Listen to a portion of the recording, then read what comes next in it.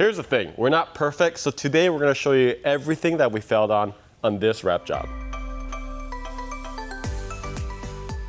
So we just wrapped this probably about 2 weeks ago, and this is our boring PPF, and it turned out awesome. So it's a gloss.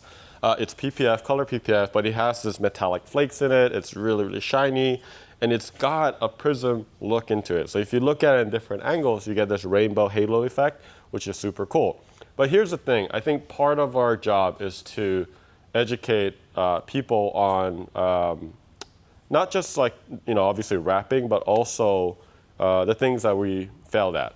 And so today we're gonna show you what we typically do. So this is pretty common. All wrap shops typically will or should do a 2-week check-in. No matter how good of a wrapper you are, there's some times where you can't control and you just have to kind of look at it. The 2-week period is a great period because if any problems happens, that's the time that you can still fix it in some ways. So we always just do this. This is kind of a thing. It also kind of prevents your customer from like a day after, they have a small little bubble and they're like, is this gonna go away? You just kind of tell them, educate them and say, hey, look, there's gonna be some areas that potentially might lift. We're gonna fix it, but we're gonna schedule you, and I already scheduled that prior and say we're gonna schedule you for a check-in and we're gonna wash the car, we're gonna detail the car. It's a free thing, it doesn't cost you anything. It takes a couple hours or 2 to 4 hours, but this is the time when I inspect. And they usually come here and be like, oh, I found this and here. So we're gonna walk you through everything that we see. So we started taping stuff.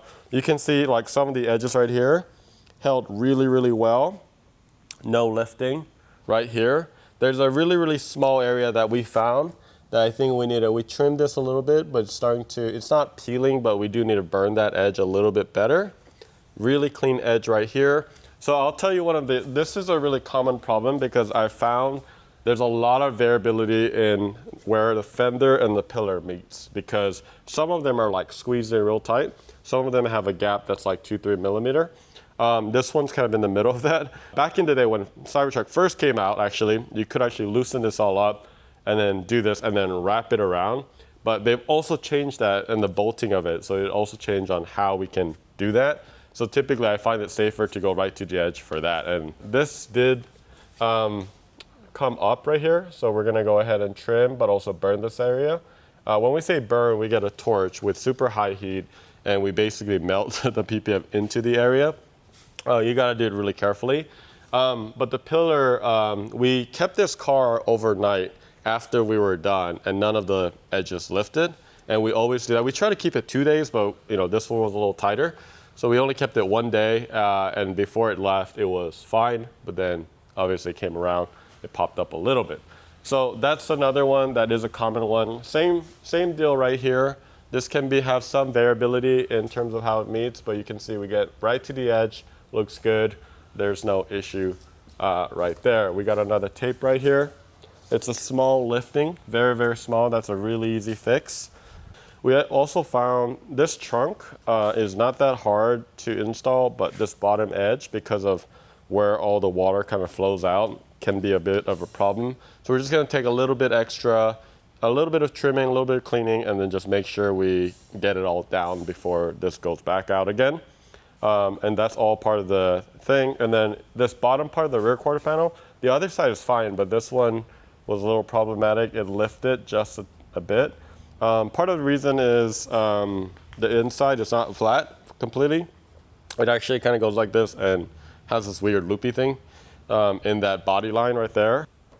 This side is a lot better, like I mentioned. So, I mean, like I said, that's kind of the thing, right? It's like on one hand, it's fine, and then on the other side, it's not. This one just needs a little bit of cleaning up. It's not lifting necessarily, but I think I can burn that corner just a tiny bit more. You can see this edge right here. I'll show you. The doors actually held really well. All the edges are down. It goes all the way around. We put some relief cuts a lot of the times. You can see the inside right here as well. Completely intact. Nothing is lifting on the door. I'm very, very happy about that. Here's the thing about Cybertrucks that's so different. One, first of all, it's a whole metal thing. Second of all, this little thin area is not enough to hold that in place. So you kind of need a little bit more material to kind of grab this edge right here, right? And when you do this edge right here, like this, right here, right? You can see that it's held on to the back side of the actual panel. So, and then we kind of come around, we have a similar situation right here. We're just gonna remove this. We put this tape, but same thing, we just need to clean that up. This isn't lifting, but it could lift in the future. So we want this to be, we want our customers to see us again, but we want this to be their last visit for all of these issues. So this is gonna last time they need to come for this, and then you can come for another car or something else later down the line. So that's basically a 2-week walkthrough. We're gonna go ahead and get some footages of just kind of cleaning up here and there. It's really not that bad. This will probably take us, I don't know, 30 minutes to maybe an hour. And then we're gonna wash this, and then we're gonna detail the inside a little bit, just kind of clean it up for them, have it nice and pampered, and then we'll call them, and then it's ready to go. So let's get right into it. This is a cool trick. You can purchase this at iFixit. We're not endorsing it or anything like that, or actually we are endorsing it, but we're not sponsored by them. But they're actually here in Chattanooga as well, or they have a base here, and you can get this little metal Spudger set, I think it's called. And it's so cool because what you can do is, if you can't get to certain areas, what we do is just hit the crap out of this metal thing. And we can kind of spudge it in there. And that helps a lot, especially when doing edges like this. So what we're trying to do is put a decent amount of heat.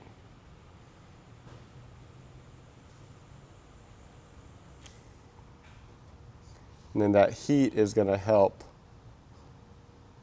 kind of burn that in place. Okay. And then this also isn't actually an iFixit one. It's great. They don't really do PPF stuff, but they have great tools. Just finished cutting this sliver. So one of the other things is I kind of missed this because it's kind of hard to see this. And look, there's some days, good days, bad days. I don't know what this was, but it was a little bit over the seal. You definitely want to cut some of this excess. There's enough of that. So by doing that, we're also looking at things that are preventable so that, again, we don't want this to come back again. And this came back voluntarily. We told them to come back, and we can fix this, and this won't cause any issues. Seals are there because it holds moisture right there. So anywhere that holds moisture, you just want to be a little bit more careful. So you can see right here, you see this? That is a really good example of it. So what I do is I just kind of cut this real quick. You hear that sound? That means it's cutting and not, actually cutting anything else. Typically, I tell this is more of a professional thing because you don't want to cut the seal. The seal is important, and I think that's one of the mistakes a lot of beginners make is they cut the wrong thing. Just like that, just small little areas. And then I just kind of go over it with a, be careful not to put too much heat. And then this corner right here as well. But yeah, that's kind of it. It's just minor stuff, but we're doing preventative measures, and that's really what we're trying to do.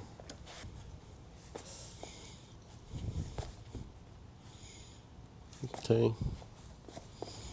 So we're finally done. We got all the stuff. So if anything, I think this is one of the things, if you're a pro installer, I'd buy this. It's like $7.99 from iFixit.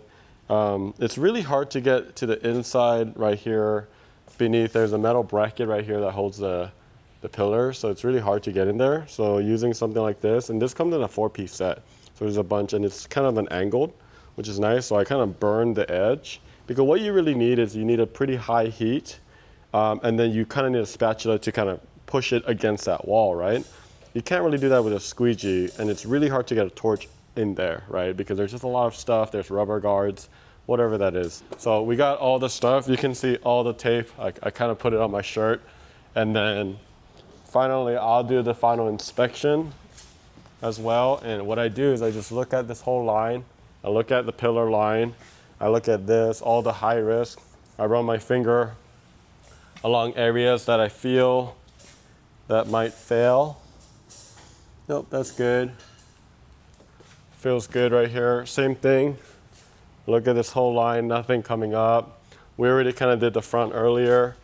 This is another one, just really opening the door right here. And do a very thorough inspection, guys. If you're a wrap shop, these are gonna be a big risk, is this pillar right here. So you just wanna make sure that this is a really good angle to look at.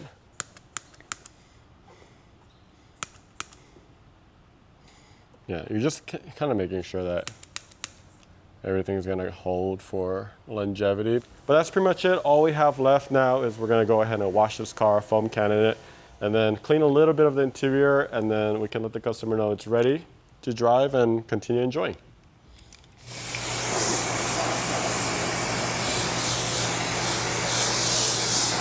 Look at that hydrophobicness right here.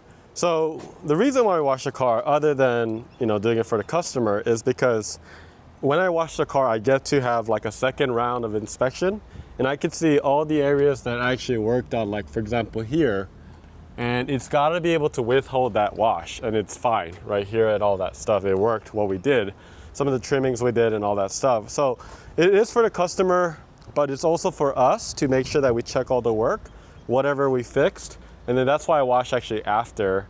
Actually, I sometimes do both. I wash it, I do the cleanup, and then I wash it again. But in this case, it came actually pretty clean, so that's why we started right off the bat. So what we're gonna do is, this is a little extra, but we love doing this for our customers.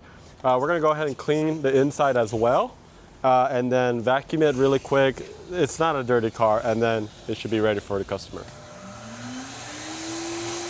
We just wanna make sure we take care of them at all costs.